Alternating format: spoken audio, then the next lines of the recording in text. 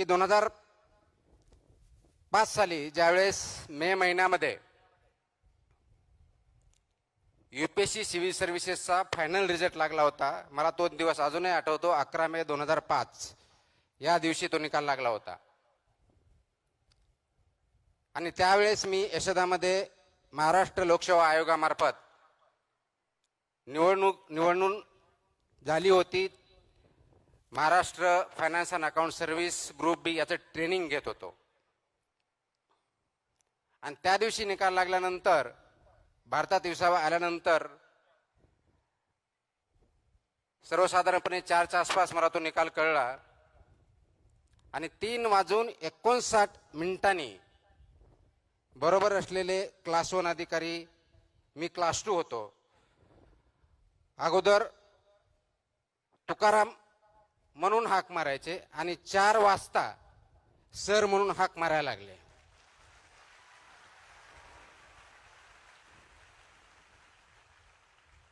सांगायचा मुद्दा एवढाच आहे की एका सेकंदामध्ये, एका क्षणामध्ये समाजाचा तुमच्याकडे बघण्याचा दृष्टिकोन 360 डिग्री चेंज होतो.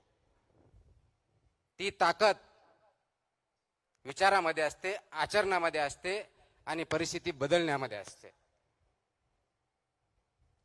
परंतु आपल्याला यश आलं, एखादं पद प्राप्त झालं, एखादी रँकिंग आली म्हणजे आपण कशाही परिस्थितीत धुरळून जायचं नसतं. आपला जो बेस आहे, आपले जे तत्व आहेत, मूल्य आहेत, याच्याशी कशाही परिस्थितीत कॉम्प्रोमाइज करायचं नसतं. आणि तोच धागा धरून महाराष्ट्रामधल्या अनेक जिल्ह्यामध्ये मी फक्त आणि फक्त त्यावेळेस आपल्यासारख्या तरुणांशी, जे पालक आहेत त्यांच्याशी संवाद साधण्यासाठी वेगवेगळ्या ठिकाणी गेलो.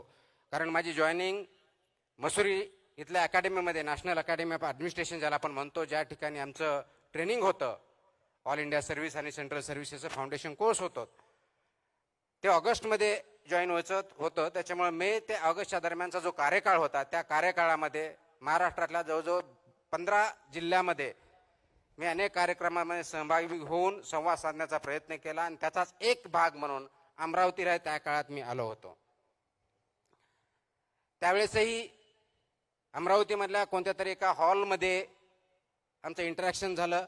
मला अजूनही आठवतं की त्यावेळेस मी पुण्याहून आलो होतो आणि पुण्याहून रात्री बसनी बसून, ज्या प्रायव्हेट ट्रॅव्हलच्या बस असतात, पुण्याहून नागपूरला जाणाऱ्या, पुण्याहून औरंगाबादला असतील तत्कालीन, पुण्याहून अमरावतीला असतील, त्यांनी आलो होतो.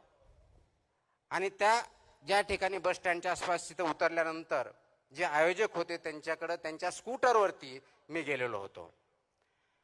आणि त्यानंतर कार्यक्रम झाला. मला काही वर्षापूर्वी बातम्या आल्या, काही लोकांचे फोन आले की अमरावतीमधली एक विद्यार्थी त्यावेळेस माझं भाषण ऐकण्यासाठी आली होती. तिने काही भाषण ऐकलं होतं, 4थी 5वी काहीतरी वर्गात होती.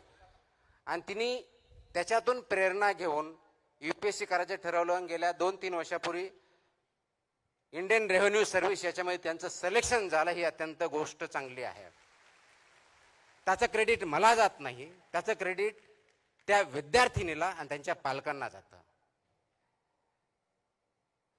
आजही आपण 21 वर्षानंतर मला इथं बोलवलं म्हणून मला त्या आठवणी जाग्या झाल्या, म्हणून मी तो त्यावेळेचा क्षण आपल्याबरोबर शेअर केला. परंतु गेल्या 21 वर्षाच्या सेवेमध्ये विचार करत असताना अनेक चढ उतार आले. ते प्रत्येकाच्या जीवनात येतात, कोणत्याही प्रोफेशनमध्ये येतात. विद्यार्थी म्हणून येतात, पालक म्हणून येतात, नोकरदार वर्गाला येतात, उद्योजकांना येतात, शास्त्रज्ञांना येतात, राजकीय व्यक्तींनाही येतात. परंतु चढ उतारावरती झाल्यानंतर चढ आला की थांबायचं आणि उतार आला की घसरत जायचं. जर ही परिस्थिती आपण ठेवली तर परिस्थितीशी आपण झुंज देऊ शकत नाही आणि पुढे जाऊ शकत नाही. हा निश्चित मेसेज माझ्या 21 वर्षाच्या किंवा माझ्या टोटल वयाच्या जेवढे काय माझं वय झालेलं आहे त्या जीवनामध्ये मी पाहिलेलं आहे. आणि प्रत्येकाच्या जीवनामध्ये ज्यावेळेस चढ उतार येतात त्यावेळेस वाहत जायचं नसतं आणि वाहत जाणं हा सर्वात मोठा धोका आहे. आज आपण 21व्या शतकावर ज्यावेळेस बोलतो, 4थ्या क्रांतीची नांदी आपण ज्याला बोलतो, आर्टिफिशियल इंटेलिजन्स, मशीन लर्निंग, या युगामध्ये नोकऱ्यावरती खूप मोठ्या प्रमाणात गदा आलेली आहे असं आपण म्हणतो. विचार करा,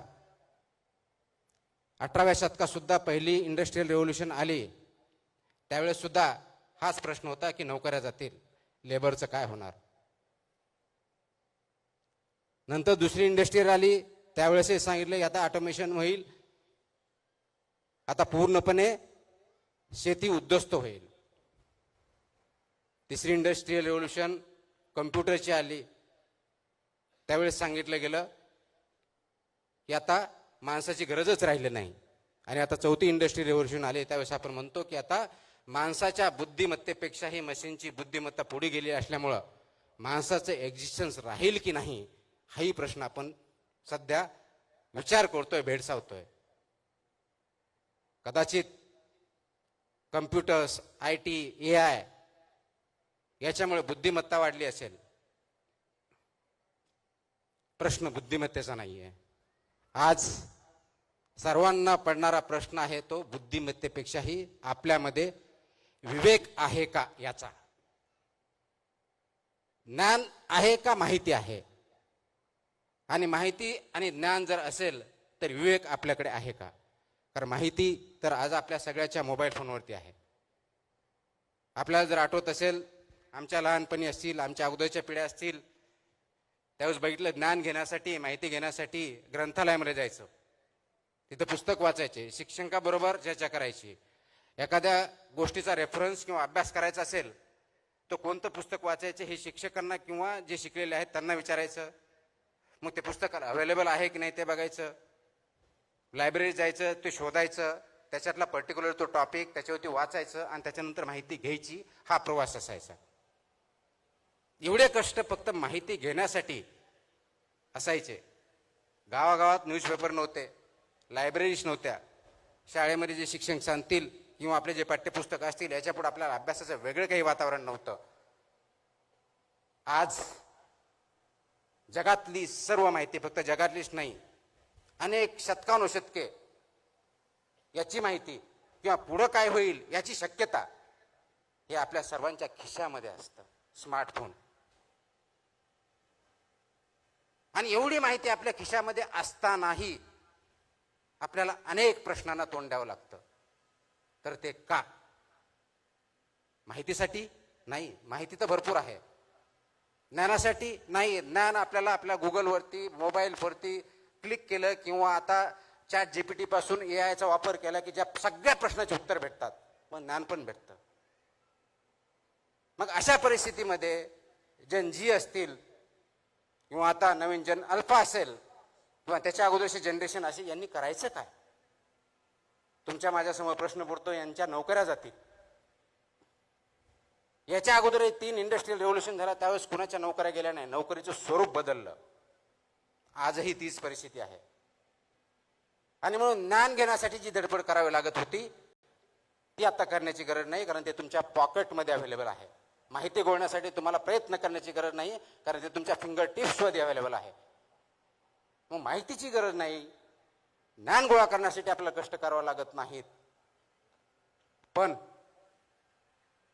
या मशीनमध्ये, AI मध्ये विवेक कुठं आहे?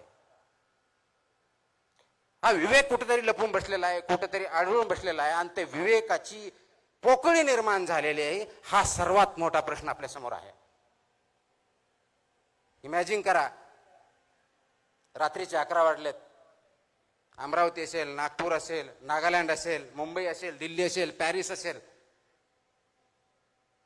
लाईटी बंद झाल्यात, सगळेजण झोपलेत, खेडेगाव असेल आणि त्या बेडवरती तरुण मुलं मुली पडलेले आहेत. निळसर रंगाची छाप आपल्या चेहऱ्यावरती दिसते आहे, ते मोबाईल ओपन करून, आणि मोबाईलवरती आपला अंगठा चालू आहे स्क्रोल करण्यासाठी. इंस्टा असेल, फेसबुक असेल, ट्विटर असेल, स्क्रोल, हसतो, काहीतरी जोक असतो, स्क्रोल, राग येतो, अनएम्प्लॉयमेंट, स्क्रोल, कोणतरी नट नट येते, एकदम चांगलं श्रीमंत, मत्सर वाटतो, आईवडिलांसारखं येतो, त्याच्याकडे गाडी दिसते, कुटुंबावर बंगला दिसतो. प्रश्न पडतो, मी कुठं आहे? माझा मार्ग तर चुकला नाही ना? मी कुठं कमी पडतोय? लगेच माझं कंपॅरिझन सुरू होतं. पुन्हा बरोबर, मोठ्या गाडी बरोबर, हिरो हिरोईन बरोबर, फोटो जे खूप चांगले आहेत, सुंदर आहेत, अत्यंत अट्रॅक्टिव्ह आहेत, त्याच्याशी कंपॅरिझन होतं. आणि त्या मोमेंटला आपल्यामध्ये न्यूनगंड सुरू होतो. आज सर्वात मोठा धोका तरुण पिढीला आणि आई वडिलांना सतावत असेल तर आत्ताच्या पिढीमध्ये तयार झालेला हा न्यूनगंड आहे. आणि सर्वात मोठा प्रश्न आपल्याला सोडवायचा आहे. मग याच्यावरती अनेक वेळेस बोललो तर जनजी आळशी आहे, मोबाईल शिवाय त्यांना कळत नाही, रिअल वर्ल्ड कळत नाही, यांना माणूस म्हणून जगण्याची आवश्यकताच वाटत नाही, ते वेगळ्याच विश्वात राहतात, अशा प्रकारचं क्रिटिसिझम केलं जातं. आणि ते मला वाटतं योग्य नाही. आपण डिजिटल युगात राहतो, मोबाईल पासून दूर जाण्याची गरज नाही, पण कुठंतरी चुकतोय, तो कुठं चुकतोय हे बघण्याची गरज आहे. आणि म्हणून गरज कशाची आहे तर ह्या युगामध्ये ज्यावेळेस तुम्ही स्क्रोल करता, ज्याच्यामुळे तुम्हाला न्यूनगंड तयार होतो, तर ते अंडरस्टँड करण्याची, अप्रिशिएट करण्याची गरज आहे. हा जो न्यूनगंड तयार झाला, तुम्ही कम्पेअर करताय कुणाशी? रील मधले असलेल्या हिरो हिरोईनशी, रील मध्ये असलेल्या फोटोशी. जो फोटो काढलाय सर्वात चांगला आहे, सुंदर आहे, तो एक फोटो रीलवर येण्याच्या अगोदर कमीत कमी 5, 50, 25 वेळेस क्लिक केलेला आहे, त्याला डेव्हलप केलेलं आहे. आणि फक्त चांगली बाजू, सर्वात चांगली बाजू आपल्या समोर आलेली आहे. ते 50 फेल झालेले प्रयत्न मात्र तुमच्या समोर आलेले नाहीत. अत्यंत चांगला विनोद आहे, त्याच्यावरती आपण हसतो, मनातून कळकळून असतो, पण तो तसा डायलॉग टाकण्याच्या अगोदर, डायलॉग बोलण्याच्या अगोदर, तो फेकण्याच्या अगोदर त्यांनी कधी 100-200 वेळा त्याची प्रॅक्टिस केलेली, वर्षानुवर्षे केलेले, ते फेलियर्स आपल्या समोर येत नाहीत. आपल्या समोर फक्त सक्सेस दिसतं. कदाचित त्याच भाषेत वेगळ्या पद्धतीने सांगायचं तर आज मी तुमच्या समोर एक वरिष्ठ संधी अधिकारी म्हणून दिसतो. मला बऱ्याच उपमा दिल्या गेल्या, मला वाटत त्याच्यातले कोणत्याही उपमेचं मी लायकी नाही आहे. परंतु ज्यावेळेस मी यशस्वी झालो 2005, त्याच्या अगोदर पासून म्हणजेच 1997, 1998, 1999 या 3 प्रयत्नामध्ये मी फक्त इंटरव्ह्यू पर्यंत पोहोचू शकलो होतो. यशाने अपयशाने खचून गेलो होतो. आणि म्हणून तुमच्या माझ्यासारखा विचार करताना हा विचार केला की नाही, आता 2000 आपण इंटरव्ह्यू झालो, सिलेक्शन नाही झालं, म्हणून आपल्या हातात काहीतरी असावं म्हणून विचार करून परत एमपीएससी दिली 2000ची. आणि त्याचा फायनल रिझल्ट 2003ला लागला. 4 वर्षे त्याच्यामध्ये गेली. आज कदाचित त्याच्यावरती विचार होऊ शकतो की ते योग्य होतं, अयोग्य होतं. आणि मग 2003ला रिझल्ट लागल्यानंतर मधल्या काळामध्ये मी लेक्चरशिप पण केली, वेगवेगळ्या नोकऱ्या पण केल्या, आणि 2004चा अटेम्प्ट देऊन फायनल सिलेक्शन झालं. तर आज फक्त सक्सेस दिसतंय. याच्या पाठीमागचे फेलियर्स, अपयश, याचा अभ्यास आपण कधी करणार आहोत का? आणि ते अभ्यास जर केलं, कारण आज कदाचित माझा फोटो तुमच्या समोर येत असेल, तुम्ही बघण्याचा प्रयत्न करत असेल, मीडिया छापत असेल, काही व्यक्ती बोलत असतील, कुणी चांगलं बोलत असेल, कुणी वाईट बोलत असेल, तर यश याच्या अगोदर अपयश यायलाच पाहिजे याची गॅरंटी नाही, आवश्यकता नाहीये. पण अपयश आलं आणि तुम्ही जर माझ्याशी कम्पेअर करायला लागले, त्या हिरो हिरोईनशी कम्पेअर करायला लागले, बिलियनरशी कम्पेअर करायला लागले, आणि तो न्यूनगंड आला आणि त्या न्यूनगंडावरून आपण चुकीचे निर्णय घेतले,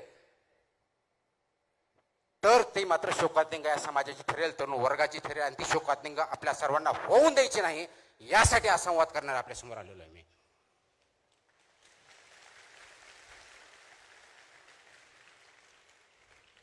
आता ही शोकांतिका का होऊ द्यायची नाही? कारण जगामध्ये जर बघितलं तर जनजी ज्याला म्हणतो आपण, सर्वसाधारणपणे 1997 ते 2012 ह्या काळात जन्मला आलेले हे सर्वजण अत्यंत तरुण आहेत. जगामधला सर्वात जास्त तरुण पिढी